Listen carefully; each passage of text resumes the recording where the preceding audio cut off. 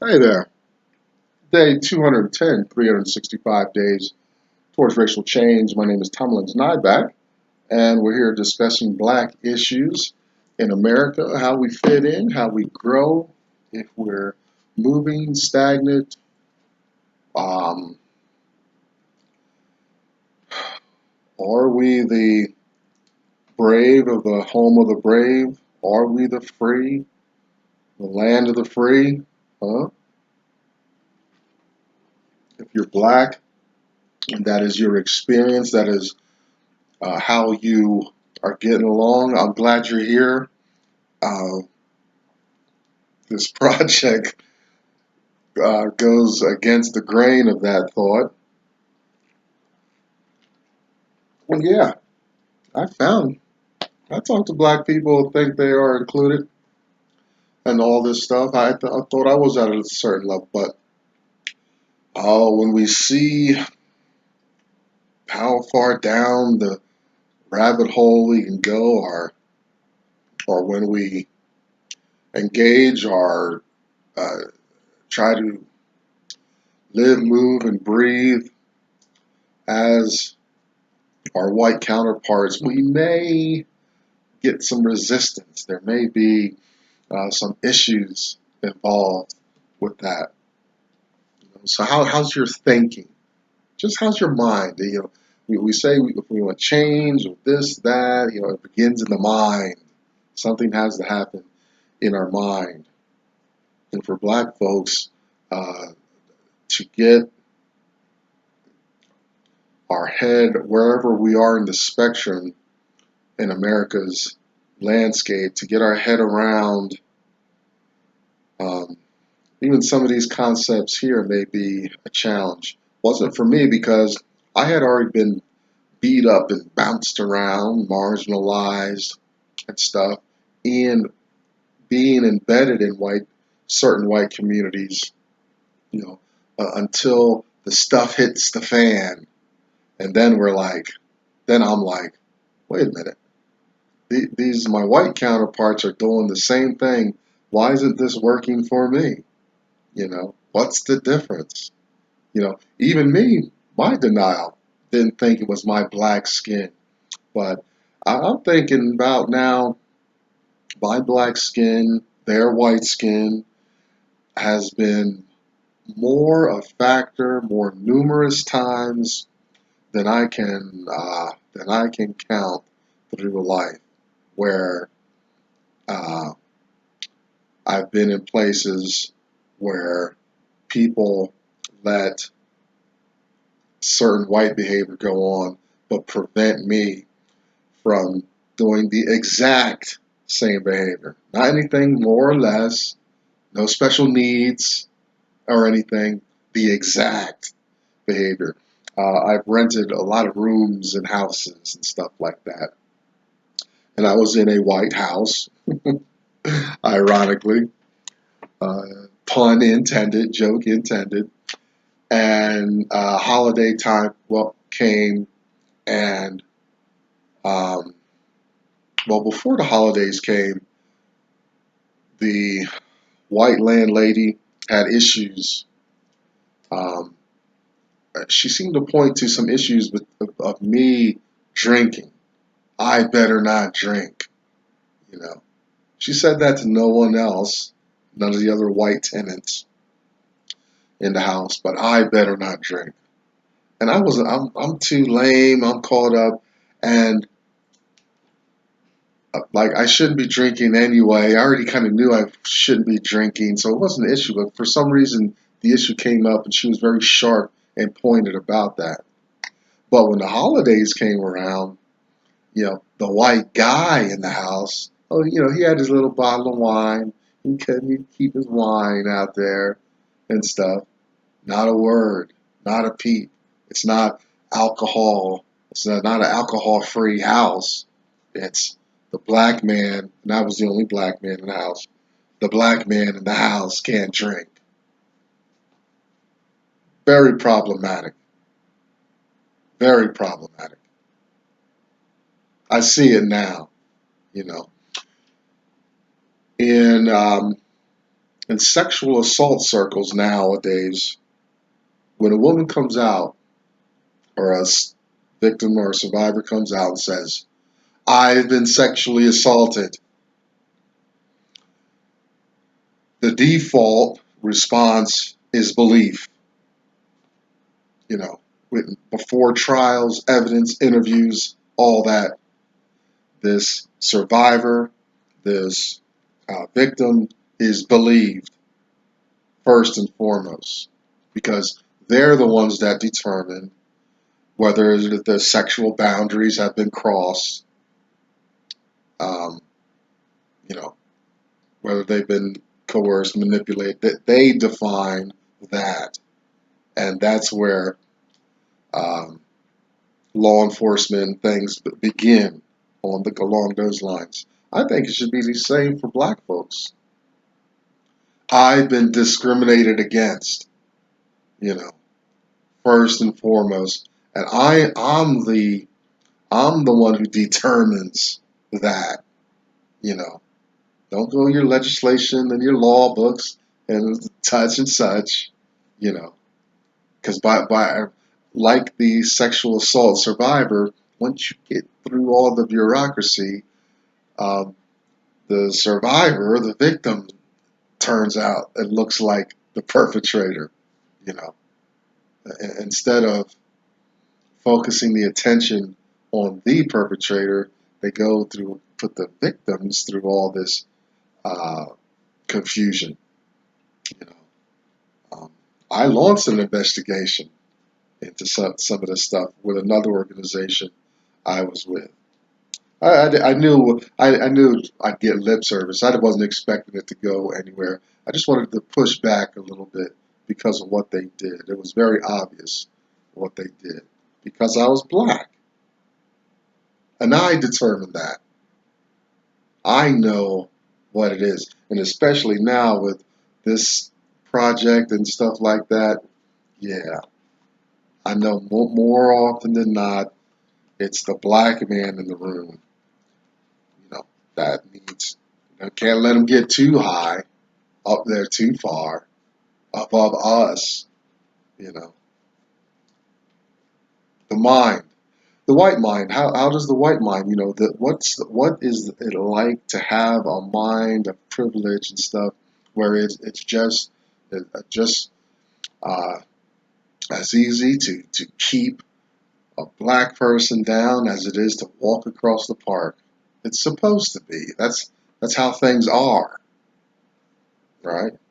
Yeah, I'm not very happy being black in America, even though it might be the best place in the world for black folks.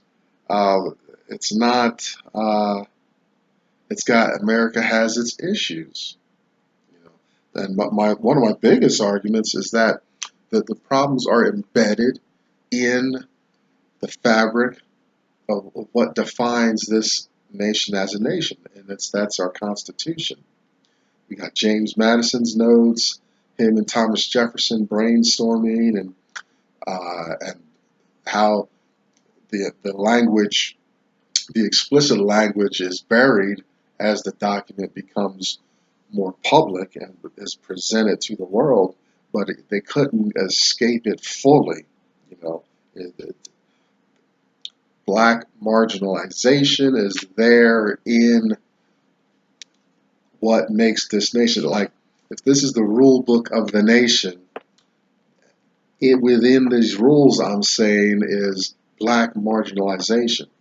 It's sanctioned in the Constitution. You know, black people. I don't think black people realize how fortunate we are that we can come and go and as we please now and stuff like that. So it's very, very disturbing. So what's the white mind like? What's your financial literacy like? Do you understand how to read the economics landscape? You know, I'm not saying be some massive master accountant, master at macro and microeconomics and stuff like the science of it. That'd be good, but then you're you're distracted from your own purpose. Your purpose may not be to do that. I don't think it's my purpose. I like to know little stuff, but just how systems work. So you'll find me with more than a basic understanding of a lot of things. But you do want to go beyond your bank account. You want to go beyond trusting other systems to care for you. Um, the economics has really changed. My mother and father were those who worked in the industry or at a place for four or so decades, built up a nest egg that carried them into retirement like that. That has changed. Well, that has changed a lot. It's really, you got to do that for yourself. You know, and the problem is, if you're like me, unskilled, untaught about those things, and without having a realistic view on longevity of life, then things get challenging as time goes on. Yeah, financial literacy. I'm inspired. We're going to get into these when I get back from vacation. We're going to go back to school, get into class. I mean, I'm going back to school. Actually, I'm going to finish my bachelor's degree. I'm in a time in life where I can wrap up some of my things that I've been plagued with for decades. So I'm going back to real school, but we're going back to our school here with more of Dr. Anderson's work. We're going to get into some serious subjects. Oh, Black History Reader, 21 Questions You Never Thought to Ask. I love that book. I think that's the one I'll take on vacation. Black Labor, White Wealth, Search for Power and Economic Justice, and Dr. Anderson's National Plan to Empower Black America, Powernomics. You can find Dr. Anderson at powernomics.com. Check out the hashtag #US2 symbol behind me. Find Black women conversing, supporting one another there. Kind of around sexual assault issues as well. It's a response to the hashtag #MeToo movement. Black women, in general, didn't feel they were being represented and heard properly. There's issues between white and the women class, among men, I guess, domination and stuff like that. Women got issues too, baby. Come on now. Check out Black Enough, BLAGGENUF, Black Facebook Experience. Just the World Wide Web. If you can't find your community or your flavor, do what I did, start your own and see where it goes. The sky's the limit. A lot of There's oppression, the shackles are on, but there's a lot of ways in which people are liberated in America. I'm a liberated, I'm just saying marginalization, barriers to black people still exist, and I wish we could get past them and get over them. Check out the Jews, right? We still get hate crime in all places of worship. Uh, but the Jews keep their argument alive. You know, they better. Every group needs that. Too bad we don't see the Native American more on this stage. But that's a group. Man, they were beaten back to almost absolute annihilation, and they're very sad. At the hands of white people. It's sad. We find around the planet, come on now, where white people are involved, bad things happen. As the power structure gets its hands on the wealth and resources, there's people get cast aside and sacrificed. I just saw in my feed they're photographed another indigenous tribe in South America. Can you believe it? They're still finding these people that have never don't know what phone don't know what electricity is. Um, Still walking around naked, starting fires. There's still on this planet. We've not found everyone yet. That's amazing. But these people out there in the woods, still being found. As we keep encroaching. In South America, if you there's a some websites you can take a ride around the planet on these satellite trackings, and they'll let you can kind of punch in. I don't know what kind of access, but they'll let you go around the globe. I've done it. I can spend hours there because you're flying around the earth. But if you look, South America, huge tracts of land where they had this deforestation, and that's how they're finding these people haven't tribes been around for millennia, and they're in these pockets there in South America, still being found. Um, but as they're being found, here comes religion, clothes, things like that. They were perfectly fine. Yeah, they had their struggles. Maybe not a lot of technologically advanced about medicine and stuff like that. But there are a pocket of people that have survived for thousands of years there. So they're doing something right.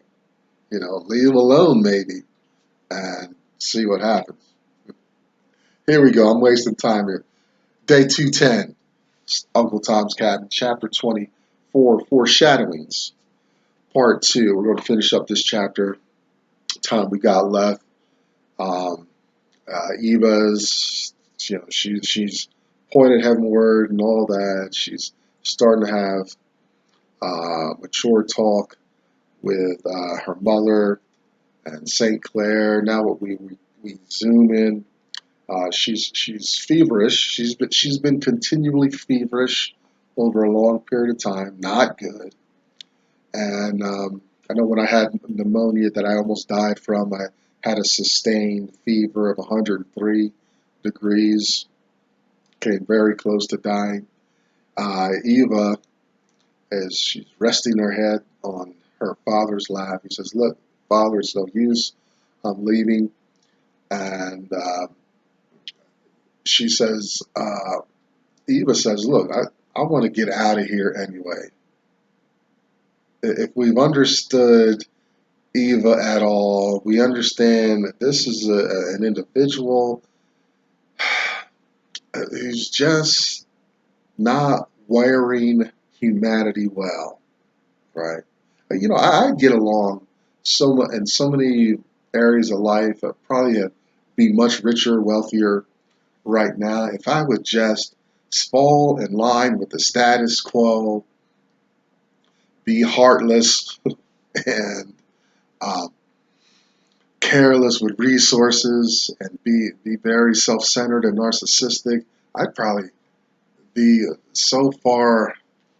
Uh, I wouldn't be here talking to you right now, caring about issues, but I do, and like Eva, I'm like, I'm really disappointed in humanity. I'm disappointed in America in general. That well, we're supposed to be one behind a flag, one nation under God, and all this, but there's infighting, and people are tearing at my life, and they want finances and my time and stuff like that. And this is how I feel in America. You know, they're always there at yeah. What's next? Money. What do we need? We need your strength, big black man. We need your time, money, time, and money.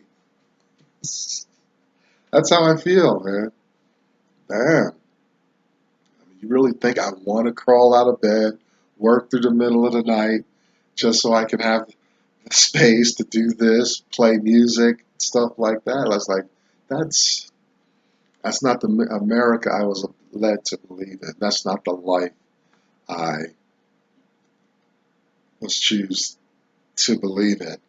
I'm all for participating and contributing to infrastructure and some of our basic needs, but you got people, at the top of these organizations and stuff like that. They're just raping us and coercing us, killing us bit by bit.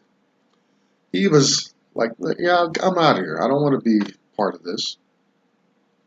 She embraces the humanity of humanity. You know. Now she's able to break through in the light of evil, and she recognizes evil. She's not naive. She knows Henrique is an evil, spoiled bastard and stuff. But she finds her little space in Eva's heart, and Eva reaches out to him. That's Eva. I'm not quite there yet. I retaliate. I react. She's grieved by the world. You know, her sickness. See, her empathy. I don't know if Harriet Beecher Stowe intended this, but Eva's sickness is indicative of the sickness around her. And she takes it inward and she's trying to process it. It's like a Star Trek episode. I think it's called The Empath. It's this deaf mute woman that they find on this planet. She's got this ability to take the pain and suffering. Watch The Green Mile, a movie called The Green Mile will give you this idea as well, where the individual can touch you and take your disease and stuff like that. But it goes into them, right? They've got to process it. They're holding it. They've got healing capacities. And that's Eva. But, you know, the world is so bad with this slavery going on that it's just killing her. And she doesn't want to be. She's okay with her position, her station in life. It's killing her. She's okay with that. But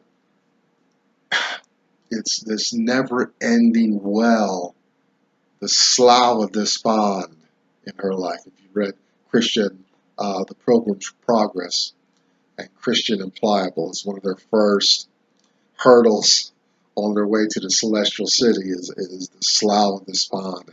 It's just this ooze of humanity's ill that's running like a river. Okay,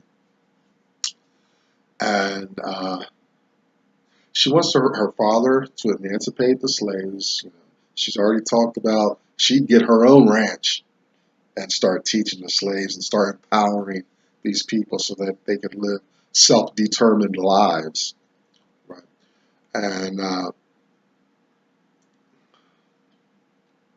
she understands. She knows St. Clare has been shielding her from this pain, but she gets it. She's a preteen, but her mind and her maturity is mid late 40s. I mean, that's how dynamic she is in the story. She feels she can't help feeling. I'm the same way. I've started to address this at work. They're working me too much at work. This is my story, and I have to stop myself now from filling in the gap. In my mid 20s, that was a big thing as I was going through missions and people talking about standing the gap and always being the hero, this uncompensated heroic life. I'm re-examining that and challenging that whole process, and I'm not very much for it anymore. But that's Eva.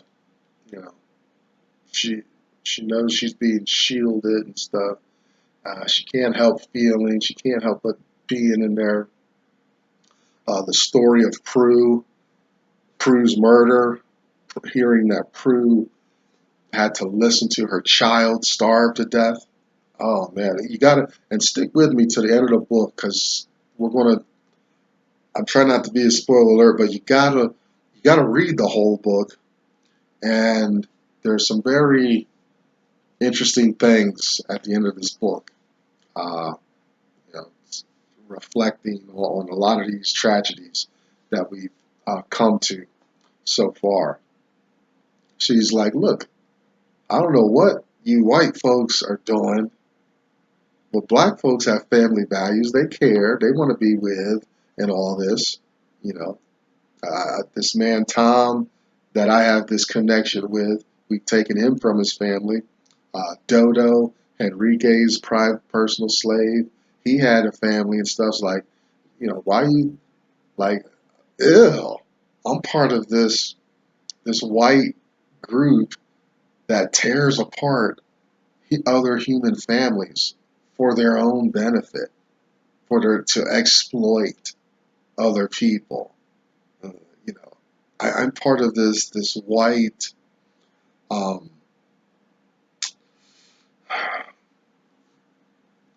group, the conglomeration of individuals that beats on people and forces them to work and takes their labor and forces them to have less and to be at the beck and call. Ew.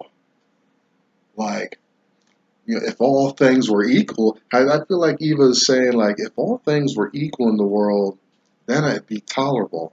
Then it'd be like, okay, these are accidents.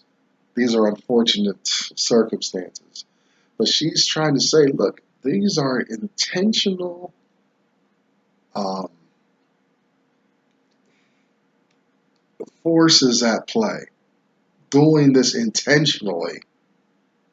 And everything is at an exponential level. People are suffering because of what people do to each other. We're the only creature on the planet to enslave like this and all. And it's very unfortunate to be to have such a capacity to think highly, uh, to be creative and all this stuff, build tall buildings, medicine, unlock the atom, all this stuff. And we are taking time to ooze filth and dysfunction onto another individual. She can't take it. It's too much for her. You know, it's not that her whatever illness is killing her. It's the world's right. And see, the system is so amped up and on steroids that it's like radioactive. It's reaching out. The power goes out, and it's all around her, and it's killing her, like just like radiation. Think about that. It's melting. It's her inside. She has a fever. It's hot, and it's killing her. Oh, she talks about Jesus more. Again, I know that I'm not proselytizing, but we need to, the spiritual dimension aspect is the argument of the world. We've got a lot of wars, combats going on right now as I speak.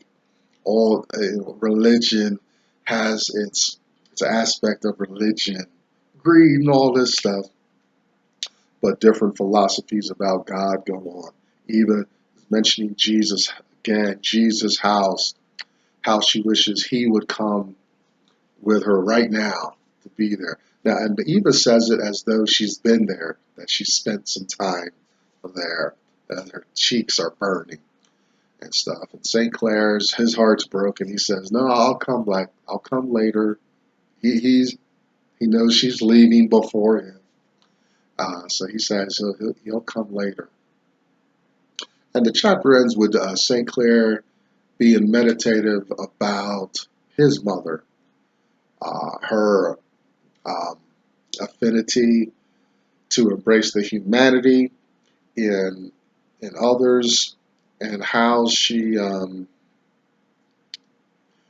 tried to encourage him, how she wasn't in favor as much of this slave thing. It was his father, did it, and all these complicated things are swimming through St. Clare's head as his daughter is resting there on his lap, burning up with a fever. Her time is short. Uh, he's toyed with the idea of emancipating his own slaves and things like that. But he's divided that they're a benefit to him, but then he also understands they have no skills to be competitive in the world. Where are they going to go? And that's the thing. Well, we're going to talk about actually that aspect. We've touched on it before in various ways, and we'll get to it again. How it's one thing they emancipated the slaves. It's about the reparation argument. 40 acres, a mule, $100. That's never been put into consistent practice. We've never gotten that. I wonder what that looks like in inflation terms nowadays. I'd like to get some of that. Although I'd like to see my family, those that I know are slave descended, get that. I'm going to go on in life, have my thing. But I'd really like to see that happen. I'm over time. Don't want to hold you hostage. Day 210 out of the way. Thanks for hanging out with me. I'm Tomlin's Nyback. That's 365 days towards racial change. I'll see you tomorrow. I hope your week is going well.